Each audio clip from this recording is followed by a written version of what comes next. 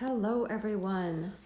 I am at my studio and fire trucks keep going by. So this is my third take. If they keep going by, I'm just gonna clip them out.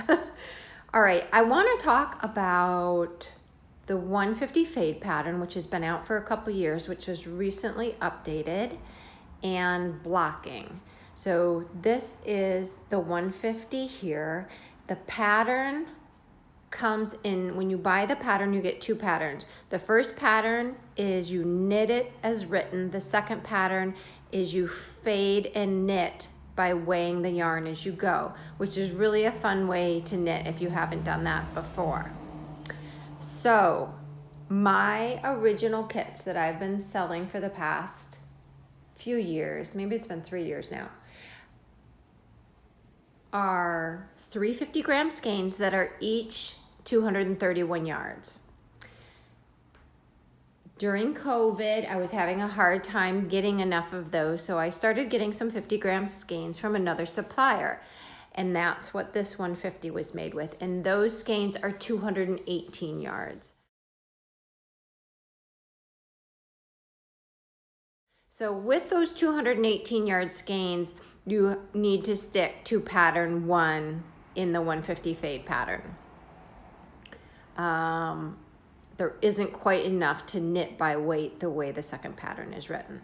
So Kim knit this up for us. This is the new kit. And I have both kits right now, but this is the smaller kit. But I want to just show how incredibly big it blocked out. So the wingspan here is 81 inches. This yarn is it has a little bit different content. My original kit is 75% superwash merino, 25% nylon. This is 85% extra fine merino, which is incredibly soft, and 15% nylon. And the amazing thing is that this blocked out as big, if not bigger, I have to look at the dimensions on the original, than the kit with the larger yardage, and that's probably because of the difference in the nylon and the stretch of the merino. So let's talk a little bit about blocking. I am known locally as a pretty aggressive blocker, depending on what I'm blocking, but something like this where I really want to open up those little lace panels, and get as big of a size as I can out of this type of garter shawl, I'm gonna block it aggressively. And so what I do is I soak it, I put it in my spinner to get as much water out as possible, or you can roll it in a towel and kind of walk at it. That works just as well. And then with this offset triangle shape where I have straight edges on every side, I run blocking wires through all of the edges. And while that may take a little bit of time, it pays off 100-fold in your end result.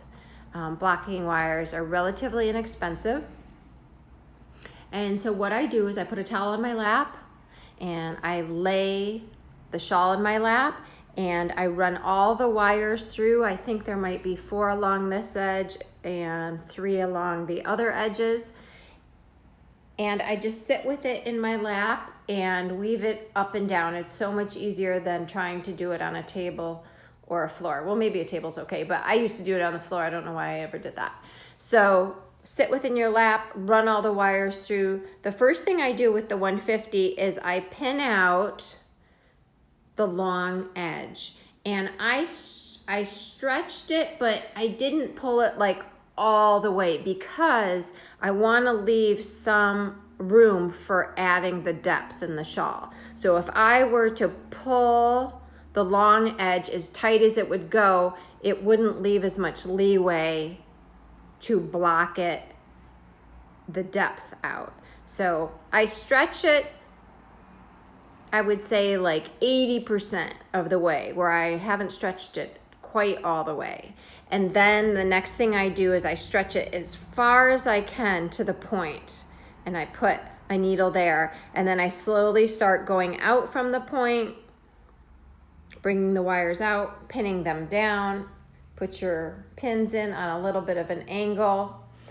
I come back and make sure I'm kind of straightening out my lace sections so that they're as straight as possible. It's okay, like it's a little tiny bit wonky over there, it's okay.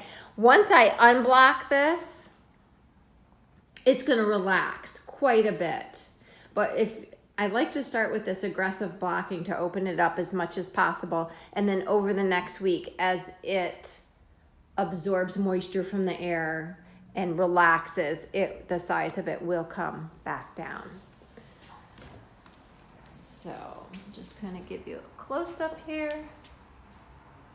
So this colorway is Solace, and my matte color under here does not help whatsoever. This is a little more accurate color of the darkest end. That red is really throwing the color in the middle there. Someday I'm gonna get solid color mattes. So yes, I just wanted to share that with you guys. The pattern is in my Etsy store at Fiber Me This, and it's also on Ravelry at Fiber Me This, and you can also follow me on Instagram at fiber.me.this. All right, thank you.